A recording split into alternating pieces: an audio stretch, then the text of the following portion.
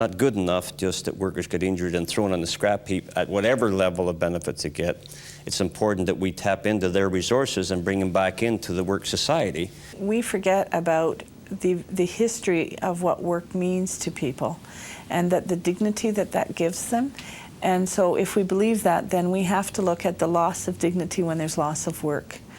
If you can put somebody back to useful and productive work who's otherwise a charge on a benefit plan or society or whatever, it's a moneymaker. You've saved that cost and you've added value on the other end.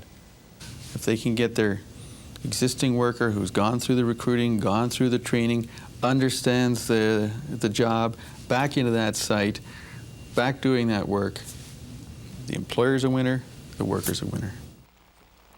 As soon as she started pouring stuff out, I had to really stop myself from saying, well, do you think that was wise? And that was really hard because I could identify with what she was going through. These students are learning to be disability management coordinators. When this intensive 6-week course is over, they'll return to their companies with one objective: getting injured and disabled employees back to their jobs as soon as safely possible. So far, we in Canada haven't done that very well. We've preferred to discard workers who become disabled. We've also paid the price: millions of wasted lives and billions of wasted dollars. That's no longer acceptable, financially or socially. Besides, there's a better way.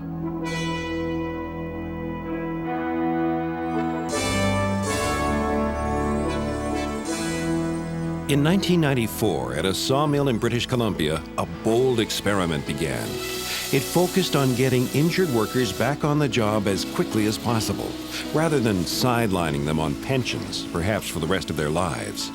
The results to date are remarkable. Of 120 injured workers in the program, 112 are back at work. Some had been off the job for years. Workers' Compensation Board costs have been reduced by 50%. And the savings in long-term disability costs exceed $2.5 million. But numbers are only half the story. The rewards in human terms, in the pride of earning a living, and the dignity of leading a productive life, those rewards are beyond price. This amazing experiment has become the model for a powerful tool called disability management, which makes everyone a winner. Disability management is not about managing the worker with a disability. It is all about managing the process of return to work, managing this process at the worksite through effective collaboration between all parties, business, labor, and the injured worker. The National Institute of Disability Management and Research is based at a community college in Port Alberni, British Columbia. But its influence is spreading rapidly across the country. Here we have an institution that understood that there are certain critical factors in handling and working with disabled workers. They recognize that healthcare providers have a role to play, that employers have a role to play, that labor has a role to play, and above all else, the injured worker has a role to play. Trying to get a workplace platform in place. From my point of view, what was intriguing was that they had created a curriculum and a course to produce disability management coordinators with the prime focus of getting the injured worker back to an early, effective return to work. If you don't integrate and coordinate all these different players and different pieces of information, the injured worker will fall through the cracks. So human misery and financial cost are consequences if you don't do good disability management. The National Institute is attracting broad support from business, labor, and government. That comes as no surprise because the Institute's cooperative model for managing disability in the workplace benefits everyone. It does really turn around that historical perspective of don't return until you can come back to your full job, and more towards the idea of saying we welcome you back into the workplace and we're going to accommodate some special needs that you might have. It's part of making society all-inclusive and not separating people out. It's necessary. It's otherwise costing us, to be very crass about it, it costs society a lot to maintain people who can't be productive. If you have your workers back, a state of high morale, feeling like they're contributing, doing the job for which they were recruited and trained, lo and behold, the bottom line improves. One of the things that we like about this is that it really tries to tie into cooperation and collaboration. And that's the way to get the kinds of outcomes that we need. Well, one of the good things about the Institute is the fact that they can actually go out and train people to participate in these kind of programs. They have the facility, they have the people that can do that, so that employers and unions who want to start one of these programs don't have to start on their own. What's different about this is it combines that research with a real practical focus, which trains the trainer, so to speak, which gets people back into the workforce. And you can see now empirically real success.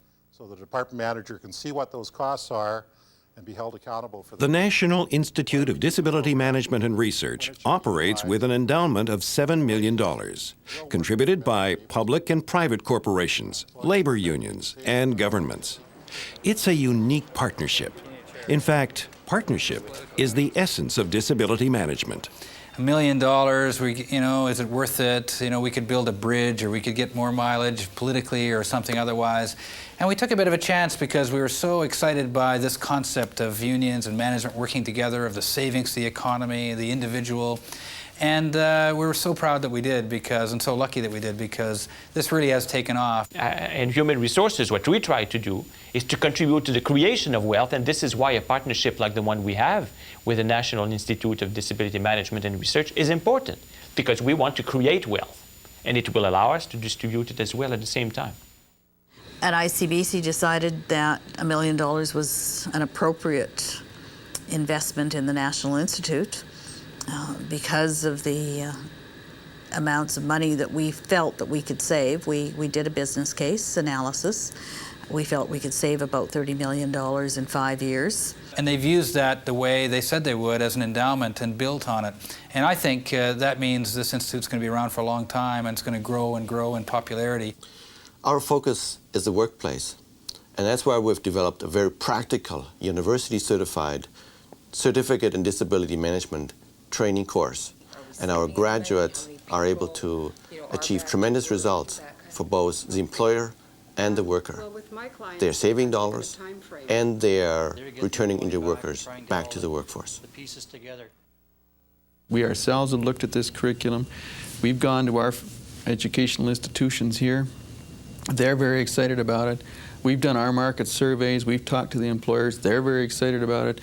So that's another reason why we're supporting the National Institute of Disability Management and Research's initiatives, and why we want to see their programs come into Alberta. And as you know, we've put some cold, hard cash down to enable that, because we believe this is just a small investment with a giant return. Through its International Advisory Board, the National Institute has been able to tap the success of other countries in the disability management field. They recently obtained the rights to Rehadat, an extensive database developed in Germany, which offers a valuable source of actual workplace experience in returning injured or disabled workers to their jobs. You need to be able to know how other people have done these things successfully. Sharing information, and one of the wonderful things about technology today is that it doesn't respect distance. It's available to everyone. We do need that statistical information to see whether we're making progress or not, to benchmark our activities here in Western Canada and in Canada relative to best practices that exist elsewhere in the world. It's what every management would look for, and every hard-hearted boss would say, I do this relative to what? What is the benchmark? And Rehadat provides that. So I say to you, your real challenge will be to work within the system, to adapt and change attitudes. You now have a lot of the tools to help you make the kinds of interventions that will provide a better result for all parties. Graduation day. 12 more disability management coordinators prepare to make their mark in the working world. And new studies clearly show that they are making a difference. What began as a trickle is rapidly becoming a steady stream. It is happening, and it's happening at a remarkable pace, and in areas that you would never expect to see. And people are finding, to their great shock, that it's a win-win situation. Especially with the Institute now being on the playing field, a leadership force, it could be that the time has come, for the first time ever, that we will really see a blossoming of programs and a strengthening of attitudes towards good disability management. We can ill afford to keep retiring a part of our workforce each and every year. These are people who can be productive, want to be productive, want to reestablish as much of their life as they possibly can after they've had a work-related injury. I don't endorse organizations I don't believe in. And it's worthy of support from the labor community, from the business community, and from the governments across the country, national and provincial, because it really does play an important role in terms of the health and well-being of workers, but also in terms of the cost.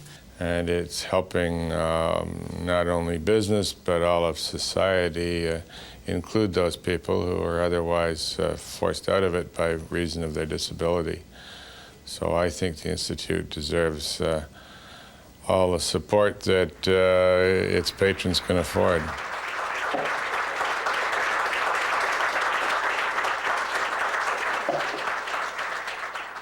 We must develop a vision of full citizenship for everyone. And full citizenship for everyone includes persons with disabilities. So as a society, we have an economic interest in tapping all the resources that are possible.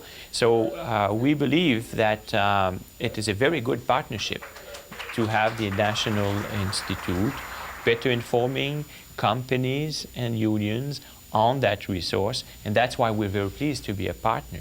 And thank you, Wolfgang, and everybody at the Institute. Thank you very much for everything.